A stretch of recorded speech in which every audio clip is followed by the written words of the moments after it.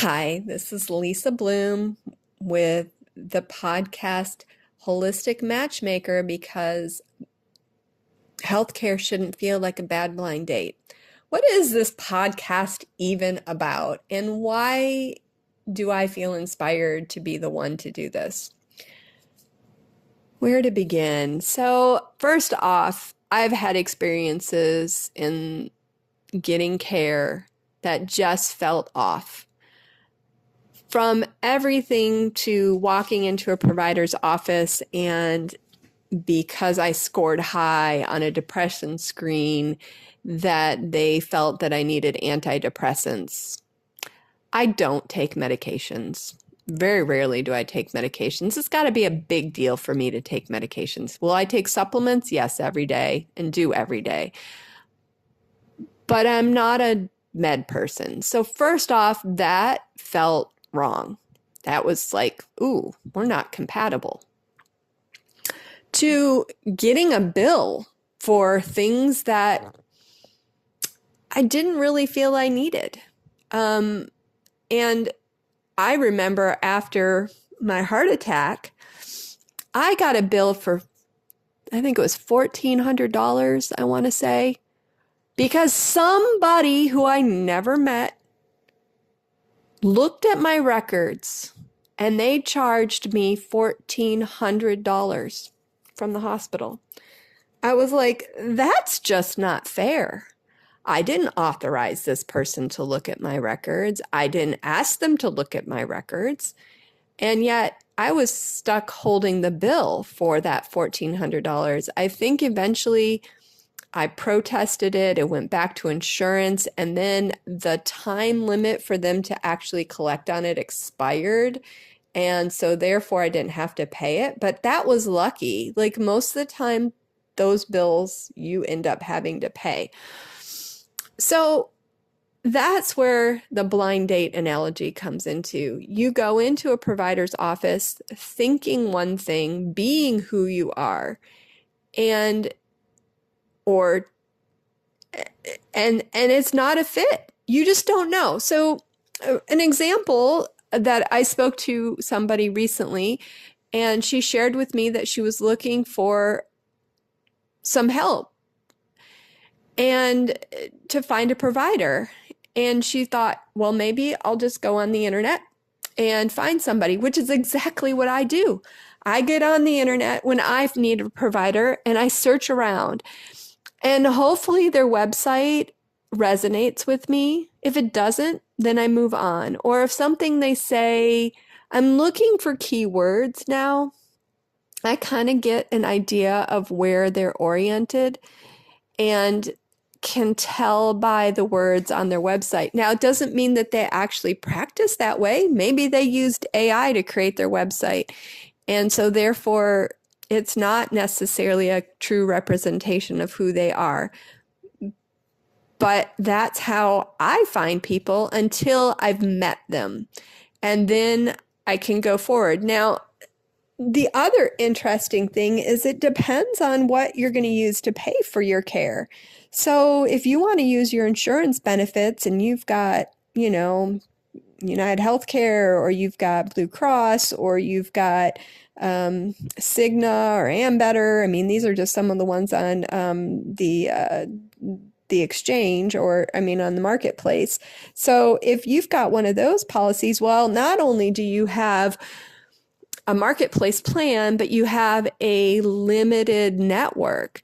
So you may not even have the full Blue Cross network. You might have what they call an EPO. So it's a little bit smaller than a PPO. And you might not be able to find the provider that you want to see. And so you're stuck kind of navigating the healthcare system with providers that don't necessarily fit your philosophy. That's kind of where I come in. So this podcast and what I do in my business is about helping people navigate the care that they actually want to receive. And sometimes that might mean a hodgepodge of different providers that you find an open-minded provider in your network that will run blood tests, that will run labs that you need, and then you couple it with somebody outside your network who is on a self-pay basis that will actually analyze the lab work that you get in a way that fits your healthcare philosophies. I particularly am very holistic oriented. Like I said at the beginning, I don't take medications unless absolutely necessary. Until I had my heart attack, it had been 30 years since I'd been on an antibiotic. And this is actually where, like, another story of the bad, like a bad blind date comes into play. So after my heart attack, I had my insurance, and so I went to a provider who I thought was in network. I even called and confirmed that they were in network. By the time I had seen the provider who decided that my lung congestion that happened post heart attack required antibiotics, she put me on the strongest antibiotic in existence, I swear. I forget what it was called, but it was super, super, super, super strong. And I looked it up, had a friend look it up, and I thought, there is no way I'm going to take this stuff. I'm so scared of it because for 30 years, I haven't been on any antibiotics, and to go onto something that was so strong.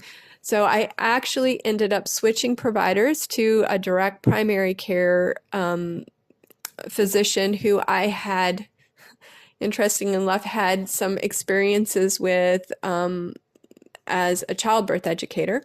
So anyways, I had some experiences with her. I was like, well, I know that she was, an advocate for natural childbirth. So therefore, maybe she would be a good fit for me now. And so I went to her and she put me on a much more gentle antibiotic. Come to find out that her original provider wasn't actually in network anymore. She had left the network of that particular insurance company, which no longer exists on the marketplace. And this was someone who was recommended to me as a holistic functional medicine doctor, yet she also prescribed that really intense antibiotic. The direct primary care physician was much more understanding, even though she didn't delve into the idea of functional medicine so much. She was open-minded to it, and it was a much better experience.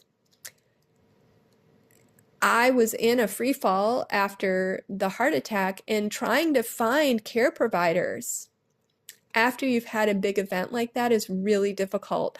I couldn't get into a primary care provider that was on my insurance for, let's see, a month and a half after my heart attack. And because I was in need of care, I ended up going with a direct primary care philosophy because it was easier for me to access. So that's another part of it, is that sometimes, like, when we get care, we need it now, not 4 months from now or 2 months from now. So that's one of the other things that what I really like to do is to help people figure out, one, a primary care physician before you really need it. I didn't go to the doctor. I didn't need to go to the doctor prior to having a heart issue. And so I wasn't established in the medical, with medical care.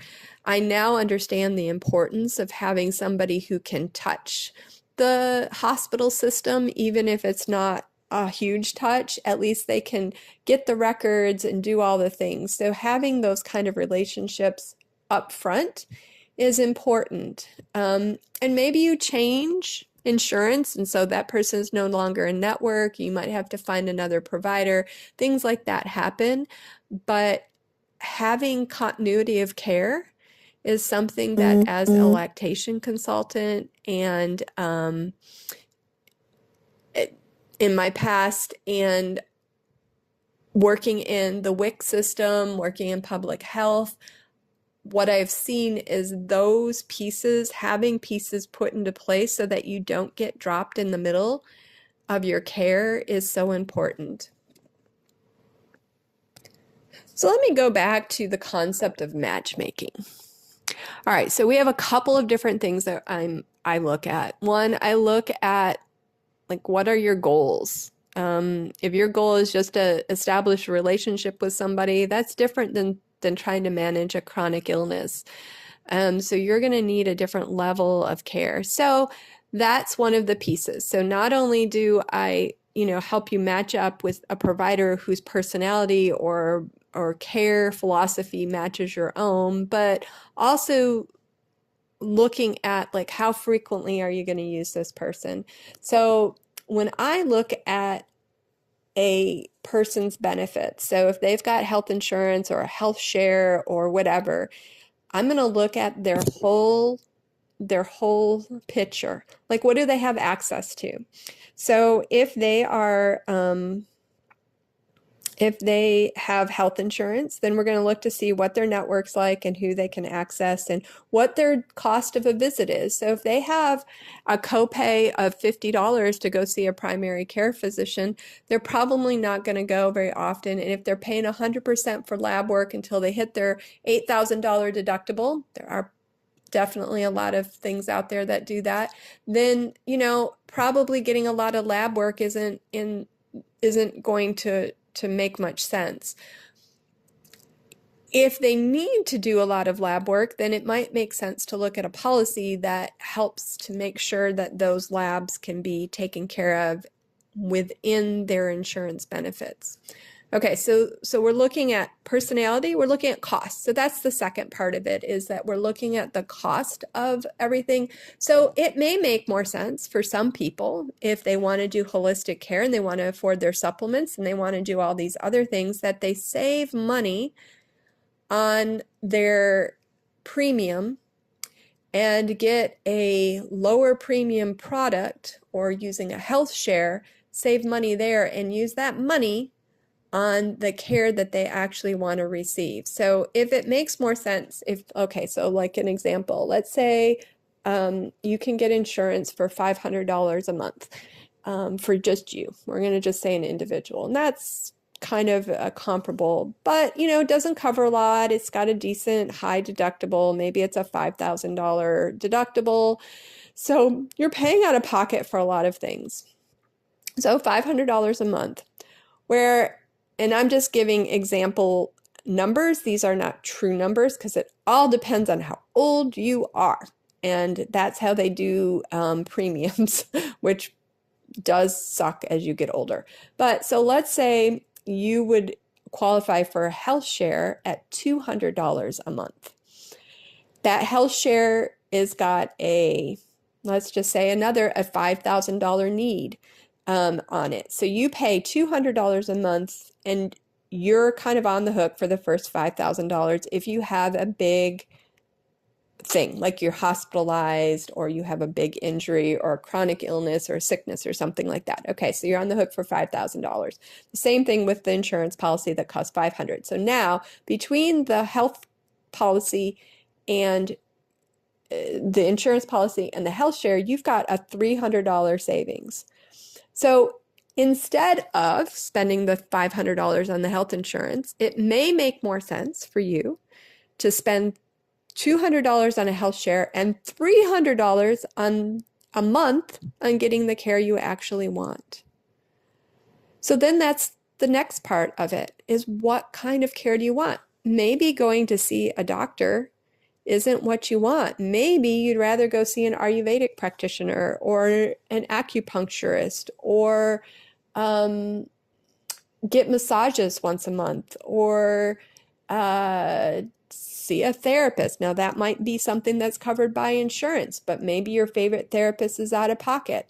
So it would make more sense to go with a policy that is less money so that you can spend it on the things that you actually want. Or maybe you take a lot of supplements that you'd rather spend your money on organic produce, honestly, or a CSA share. rather than spending your money on a premium for a product that isn't going to actually help keep you healthy. That's why I'm the holistic matchmaker. And that's why this podcast exists, because what makes sense for the majority of unhealthy Americans doesn't make sense for those of us who actually want to access care that keeps us well. Our healthcare system in this country is really a sick care system, and it is different to navigate it through the lens of staying healthy. And there's been some great changes in the last several years towards a more preventative health aspect in terms of insurance. I mean, there are a lot of screenings and things like that that are helpful. I would say one of the best benefits that I saw with the Affordable Care Act was the inclusion of lactation as a preventative health benefit. I'm not saying that everything in the healthcare industry and in the insurance industry is not geared towards good health, but the majority of the way we use healthcare is geared towards managing sickness. And so my perspective is to help people manage their health care, not just their sickness care. And so it's a different perspective. And this podcast is designed to help people figure out how to get through the system and utilize as much as possible. It's really interesting. A lot of people don't realize that, physical therapy is often a covered service in their insurance, which is more preventative, even though you have to have an injury of sorts to access that. But most people, by the time they're 40 or 50 years of age, have some ache or pain somewhere. It could be back issues. It could be a shoulder that feels out of place. It could be a sore hip, a sore knee, a sore ankle. All of those things would benefit from physical therapy. So if you're not using that benefit and you're paying for it on a monthly basis, that's something else that I can help people with. So anyways, just in summary, this podcast exists to help you access healthcare, real healthcare, not wellness care, and all the things that help keep us in top shape and feeling good about life and keeping it so that when you're 80 or 90 years old, you're not wishing that you had taken better care of yourself when you were younger. You're going to be 80 or 90 years old and be the one who's still walking or running or doing yoga or being the active grandparent or great-grandparent that you want to be. But it starts when you're younger. So we got to take care of ourselves now, and spending, and I will say $500 a month is really, really cheap if you are, or not cheap, I don't want to say it that way, but I see policies on the exchange, which is basically the marketplace, that for somebody who's in their 50s, we're talking $1,200 a month to have health insurance with a $8,000 deductible. That's ridiculous. And that doesn't give you the health care you need. So we could save that money and go out.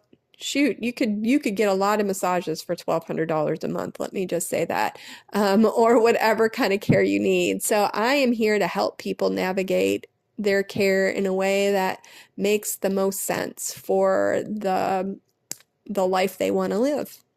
Again, I'm Lisa Bloom. Thank you for listening to our Holistic Matchmaker podcast, because healthcare shouldn't feel like a bad blind date.